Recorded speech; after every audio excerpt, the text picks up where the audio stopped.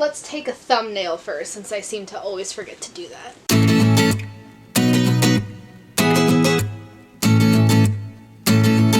Hey guys, it's Dom and welcome back to my YouTube channel. If you're new to my channel, I make bookish content, travel videos, and miscellaneous collection videos. And today's video is going to be bookish because we're discussing my top 9 favorite books of 2019. Okay, so my hat is American baseball. My jersey here is Italian soccer. So I'm very confused, and even more confused because this isn't even like the baseball team I root for. It's just I went to a White Sox game, needed a hat. Go Cubs. I matched a number with the last digit of the year. For example, last year is 2019, so we're going to discuss 9 books. So we're going to jump right into it. I need my list because I don't know what order I need to talk about these in. Now I'm creating this list because if you do watch the statistics video, you will notice I cannot talk. I cannot say that word. If you do watch the statistics video, you will notice that I had 14 5-star reads. Many of those were children's books and children's books that weren't new to me. I reread them. So in this list of 9, I just poked my eye. In this list of 9, I tried to not do any rereads, so only one of these is a reread. So at number 9, we have Everyone's an Alien When You're an Alien Too by Johnny Sun. This is a graphic novel, and it's a very cute graphic novel because that's the art style. And it doesn't take up a lot of space. It's pretty much like that. And it's about an alien who goes to Earth to learn more about the humans. And that's basically the gist of it. And the reason I liked this was because of just how cute it was. He was talking to things, thinking these things were actually humans. Like, he would talk to a tree and think the tree was a human. And on the surface, that's what it's about, trying to learn about humans. But I found that, like, in the inside, he's just learning how to deal with life, deal with things such as happiness, grief, and sadness, and all that. It was cute, and the other thing was that I just read it at the right time. I needed a good pick-me-up. I needed these, like, little life lessons it gave. I don't know, some of the lines just got me. I read this at a very good time because what happens is, when my life doesn't have a schedule, my depression gets worse. I was diagnosed with depression 2 years ago, and then I read this in the summer, and during that time I did not have a job. I recently graduated from university. I got back from a big trip. No job lined up, so, and you know, because I didn't have a job lined up, I didn't want to go out because I didn't want to spend money that I couldn't afford to lose. So I was just home, chilling, by myself, sad, hating myself. So the depression was getting worse. But I don't know, this was a good pick-me-up, and I just read it at a great time. That's all I know how to, that's all I can describe this book for you, because you're either going to love or hate it, I think. And I think if I read it at a different time, at a time where I didn't need it, I wouldn't have liked it as much, just because, again, because of the lack of plot. But it's a good pick-me-up, and I hope in the future I can reread this when I need to. My next read was a 4.75, I believe, and that is Silence by Shusaku Endo. So what sparked me to read this book was that Martin Scorsese came out with a movie called Silence. It's with Andrew Garfield, Liam Neeson, Adam Driver, and I was like, this movie looks really cool, and the trailer was really cool, and I loved the music in the trailer. I haven't seen the movie yet because I found out it was a book, so I wanted to read the book first. So then if you don't know, you can tell there's going to be some Christian symbolism because it has the crucifix. About 2 16th century priests, they find out that one of their friends, one of their fathers, or brothers in Christ, I guess, but they find out another priest has apostatized. Is that the word? He apostatized, which means he denounced God. And this happened while he was in Japan trying to preach to the Japanese. This takes place in the 16th century during a time where Christianity was illegal in Japan. And our 2 priests who are from Portugal decided to make a trip to Japan to not only help their friend, but to help the citizens. And the reason why this book was such a big deal for a while in Japan is because Endo is actually like a rare voice, so to speak. He was a Japanese Catholic, and that was very rare at the time. I don't know how it is now. So these priests go off to Japan, and they have to face many, many consequences. And then the big question this book asks, which is why I love the book so much, the big question is, what would Jesus do? I can't really say much else because then I'd be spoiling it. But the reason I like this book so much is because I grew up in the Roman Catholic religion. I've been doubting it ever since I can remember, actually. Well, I shouldn't say that, but even as a kid sitting in my little CCD classes, if you don't know what CCD is, it's this thing that many, many public school Catholics have to do. I attended a public school growing up, so therefore, you know, the communion classes, the confirmation classes weren't just handed to me like they were to my Catholic school friends. I had to go to a separate school once a week to take these classes. But I remember even as a kid, like, I would ask my cousins, like a 6-year-old child, ask my cousins, like, do you believe in God? Do you think he's real? And to this day, I still doubt religion, or I still doubt I don't even know. Like, I would personally consider myself, like, agnostic. I don't know if I have, quite frankly, have the balls to consider myself an atheist, because, like, the Catholic guilt is a thing, and I feel it. Like, for example, Lent. I cannot get myself to eat meat on Ash Wednesday or on Fridays. I can't do it. I think about, like, giving things up for Lent. There's certain things that Catholics do, that Catholics observe, I mean, that I just have to do it, even if I myself don't really believe in God, if that makes sense. So now I'm going off on a tangent here, but I love books that explore religion the way this does, and even, like, I mean, like, Angels and Demons and the Da Vinci Code are not on the same, what's the word like spectrum, I guess, as this, but anything with religion, like Christianity specifically, since that's what I grew up with, I love seeing in books. I forgot his last name, but I believe his first name is Sebastian, so Father Sebastian, his beliefs are challenged throughout this whole book, and I feel like what he went through is what I went through growing up and still do now. He's debating, like, is God really real? Is this actually happening? I don't even know if I'm explaining this book so much, but it was just so mind-blowing to me. I was so captured by what was happening in this book and just the topic. It's just nice to see a character, like, have the same concerns that I have and finally have those concerns answered, so to speak. Another thing is, it's just so heartbreaking, the things that many of the Japanese had to go through once the government found out they were practicing Christianity. So that was another reason why, you know, Father Sebastian was like, is it really worth it to do this? I mean, at this point I'm going off on a tangent, but I have a very hard time, like, talking about books I like and why I like them. If I hated these books, I can rant about them for days, but, like, when it comes to books I like, I just get so tongue-tied. If you're a Christian, or if you grew up with Christianity, I think this would be an excellent book to read. Don't know what to say other than that. Number 7 on my list was 5 out of 5 stars, so we're entering that territory already, and it was a reread, and because it was a reread, that's why I did put it so low on my list. But it was The Miraculous Journey of Edward Tulane by Kate DiCamillo. This is about a toy, Edward Tulane, who was a glass bunny? Was he a glass bunny? He was a China rabbit for this little girl, and then he gets thrown overboard. So throughout this whole book, you get to see many, many adventures he, you know, unintentionally goes on. He jumps from family to family, his name changes, and then beautiful pictures. And the reason I put this on my list is because I just didn't remember it being as emotional as it was when I first read it.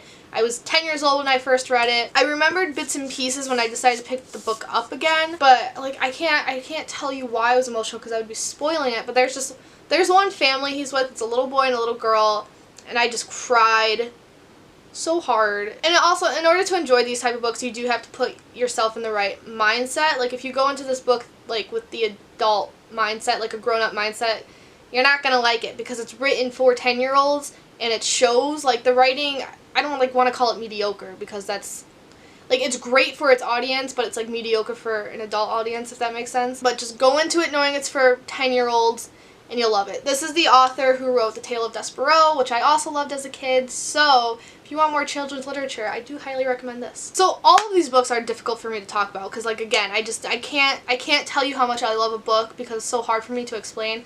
This one's going to be really hard because I read it January of 2019, so I kind of don't remember much, but I do. And the other reason it'd be hard to talk about was because it's the 4th book in a series. But it's A Map of Days by Ransom Riggs, which is the 4th book in the Miss Peregrine series. I actually made a discussion video about this, and I'll link that because I think you'll have a more clearer review of it there because I remember more, obviously, in that video because that video was filmed in, like, whenever it was filmed, whereas now it's been a year since I read this. But from what I remember, I do like this book more than the other 3 books of the series because one of my qualms with it was that I just felt like our main character, Jacob, was not in the story. He was kind of out of it, looking in and, like, telling us about it as an outsider, if that makes sense. But he felt more inside the story here. Also, I just think the character development is a lot better in this novel because in the first 3 books, in the original trilogy, like, I just found Jacob to have no personality. Also, it was hard to tell the difference between one child of Miss Peregrine's from the other, like, other than their, like, peculiarity, other than that, like, personality-wise, like, I couldn't tell Hugh from Enoch, like, at all. But I do remember getting really angry at some of these characters at the end, but, like, angry as in, they were so well written kind of angry, if that makes sense. And I want to read the 5th book, which comes out this year, so I'm very excited. And I'm just going to leave it at that, because there's a lot to spoil, and I don't want to spoil it. The next book I'm going to talk about is a book of poetry, which I usually do not read, because it's very hard for me to rate poetry, but it's Teaching My Mother How to Give Birth by Shire. The reason I struggle with poetry so much is just because I'm not a huge metaphorical reader. That's not the word I'm looking for. But I hate when authors like try to make really fluffy writing and they're trying to hide their meanings with all this fluffy language. And I see that a lot in poetry, and that's why I have such a hard time enjoying it, because sometimes I have to read a poem like 10 times to understand the first line, and that's not how I enjoy reading. Whereas this poetry was straight and to the point. Like, although very, very elegant and beautiful writing, you knew what Shire was trying to tell you. She didn't hide it. She was like, this happened and I'm going to tell you. And, you know, I got through the poems fairly quickly. Like, I didn't have to sit there and think, what is she trying to say? Like, you understand what she's saying right away. And I absolutely love that. And throughout this book of poetry, I felt whatever happiness she wanted to show. When there's sad poems, I felt it. When there's anger, I felt it. Some of these poems, you know, after I read them, I had to put the book down for a second, catch my breath before I picked them up again. Many of her lines just kind of hit you and punch you in the gut. And honestly, reading this book of poetry was like the first time I felt something towards poems in a very, very long time. Alright, we have 4 more to talk about. So, the 4th book is The Body by Stephen King. So this is about 4 boys growing up in the late 1950s. They find out there's the possibility of finding a dead body from a boy who got hit by a train, and they set out to go find him. And that's the plot. It's just a coming of age story. The reason I wanted to read this is because I watched the movie Stand By Me, which was based off this book. Stand By Me is one of my top 10 favorite movies. I cry every time I watch that movie. Plus, it was diving more into Stephen King. This is my 3rd book that I've read by him. The first 2 were horror and were okay, because I read Full Dark, No Stars, which is short stories. It was alright. Then I read Salem's Lot, which again was alright. So I wanted to delve into his like family-friendly stuff, so to speak, because I know people say he's amazing at it. I adored this book. I felt emotions. I teared up a bit. It was just like watching Stand By Me, and I was amazed how much of the narration made it to the movie, how much of the dialogue was the same. I love when movie adaptations do that. Like, if there's narration, they take it straight from the book. They don't try to change any of it. I will say, like, Stephen King's writing is nothing to, like I don't want to say to not praise, but, like, I don't know, like, the way people describe Stephen King, I was expecting a lot more from his writing, but given the subjects he talks about, it works, so I'm not mad about it. The stories particularly does keep you on your feet. You want to know if the kid they're looking for is actually dead. Where is he? Where are they going to find this body? Like, is that gang chasing them going to beat them out? Like, going to beat their asses, basically. But then you have your side plots, because each kid has something going on in their lives. Like, Vern, his older brother, is part of the gang, and then you have Teddy, who's he can't control his anger. He has a very abusive father who's a veteran of World War II. His father stormed the beach of Normandy. Talks about that a lot. Then you have Chris, who's growing up in an abusive household. And then you have Gordy, the main narrator, whose brother had just died, and then his parents, they're not really there. He thinks they don't really love him, especially his father. He thinks his brother was his father's favorite. So not only are you delving into, like, the main plot line, which is finding this dead body, you are delving into theirs, and you don't realize that you relate to them until you're older, I think. Like, when I was 12, I had no idea that the feelings I felt were what they were feeling. Looking back at it in my 20s, I'm like, holy shit, this is actually relatable. Number 3 on my list is I Know Why the Caged Bird Sings by Maya Angelou. This is part 1 of her autobiographical series. I think it's in 7 parts. And this is in part 1. It tells a story from basically the time she was 3 years old until about 13, 14 years old. And then in the beginning you get to see her growing up in Arkansas, and then near the end you see her move to California, I think it was. So I don't read a lot of autobiographies, and I'm not gonna lie, for the longest time, it was fairly recently, as in like 2 years ago, that I learned that this is an autobiography. The longest time I thought this book was a book of poems, and I will say that finding out it was an autobiography made me want to pick it up more, because like I said earlier, I do have a very hard time with poetry. And honestly, I do have a hard time with some autobiographies as well, just because I don't know, I find them hard to believe sometimes. But honestly, this is one of the most beautifully written autobiographies I've ever read, and the most believable, if you can believe that. See, my thing with autobiographies is that people make this fluffy narration, and it gets so fluffy that sometimes I'm like, okay, did the event actually happen like that? Or are you just trying to make it exciting for readers? And then there's other autobiographies where I could just see pages of dialogue, and sometimes the dialogue is philosophical. And I'm like, do you actually remember this conversation word for word? Did this person actually say that, or you're just trying to make a lesson?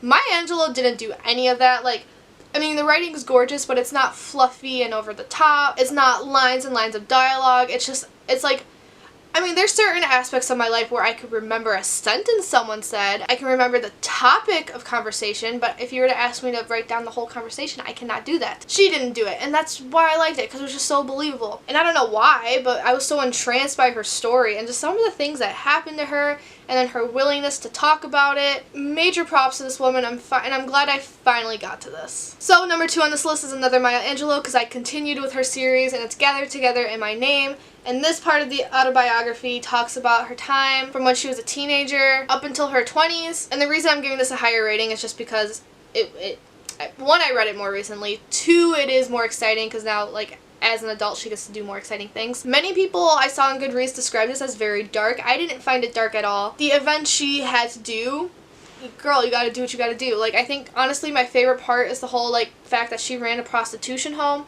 When I hear the name Maya Angelou, I don't think prostitution. And yet she did that. I'm like, you know what?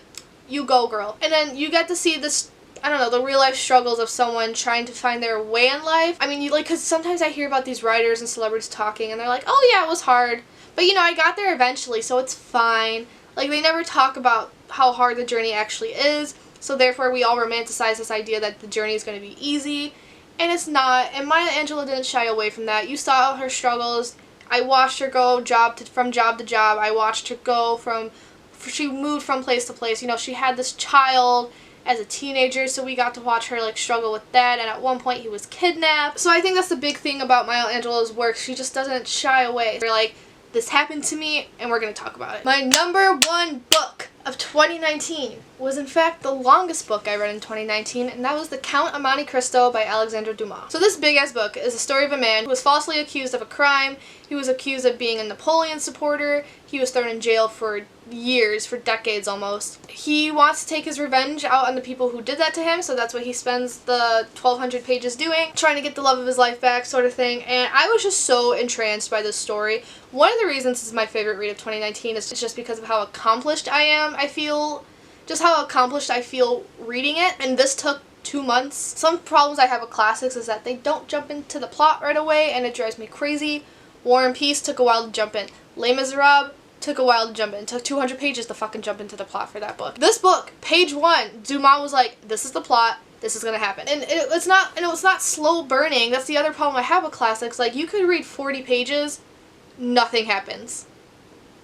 40 pages, but in, like, reality, that's 2 minutes of life, whereas this book, 1 paragraph, and you've seen, like, 10 years. It's a very intense read sometimes. There's people I ship together. There's people I was like, if he doesn't kill you, I'll be mad, actually. If he does kill you, I'll be very happy. It was an adventure book, and I was just so excited to go on this adventure and see the end result. I was very happy with the end result for once, and it was weird because there's 2 people I shipped. I can't say names because that's spoiling. 2 people I shipped on the surface. Then I thought about it, and I'm like, he's way too old for her. They shouldn't do that. But the ship sailed. It's the 1800s. If they were to do that nowadays, probably wouldn't ship it in the first place. It was the 1800s, so it worked. I have a vlog about this, actually. There's a vlog of me reading the last 100 pages of this book, and you can see that somewhere. I don't know where that link is going to go. And yeah, that's really all to say, so just keep in mind, adventure book, easy to read, Dumas jumps into the plot, and I'm just fucking accomplished that I've read this book. So that was it for this video. I hope you enjoyed. There was a lot of good things to talk about, and I kind of struggled with it just because some of them I was just so tongue-tied. I was just so amazed, you know? So overdramatic. That being said, I will be filming my worst 9 books of the year. Some of those takes are a little controversial, and again, there's 1 reread on it because I was trying to avoid rereads but couldn't really do that. So look out for that. I don't know when that's coming. It depends when I publish this one. And yeah, let me know down below what your number 1 book was, and I will see you guys later. Ciao, tutti.